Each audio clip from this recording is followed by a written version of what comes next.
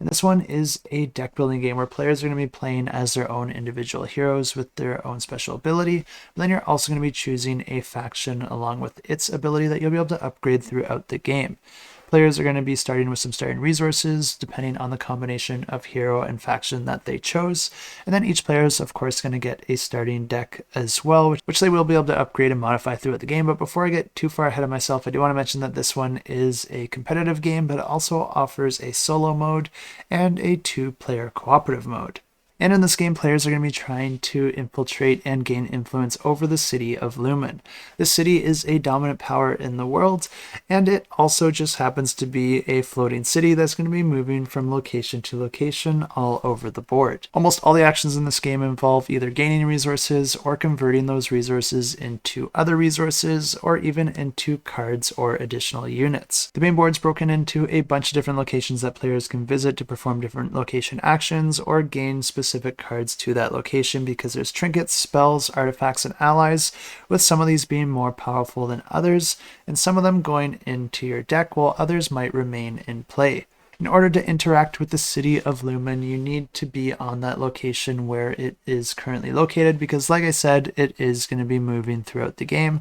But it is one of the primary goals of the game, and anytime you are able to do this, you're going to be moving one of your units up into this board, which represents the influencers of Lumen, which is going to unlock permanent abilities for you for the rest of the game. But in order to do that, you need a unit called a Keeper.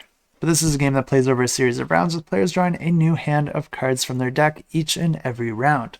Players are going to be performing actions on their turn, but they can also take advantage of their faction or their hero's special abilities. And the different actions available to you are the location-specific actions, where you'll be able to convert resources for other resources or cards.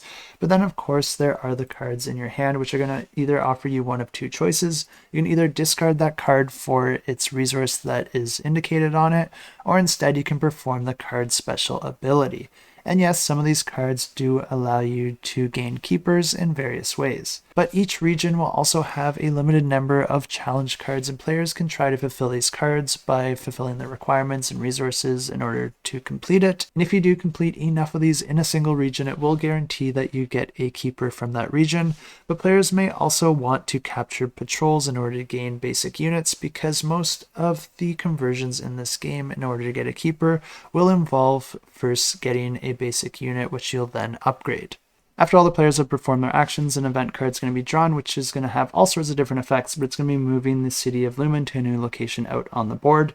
And this is going to continue for 6 rounds, with players using their cards for resource generation as well as resource conversion, as well as taking advantage of those location-specific actions, trying to gain keepers to infiltrate that always moving city of Lumen in order to get them out onto the Lumen board to unlock special abilities and victory points, and also build up your engine as the game goes on.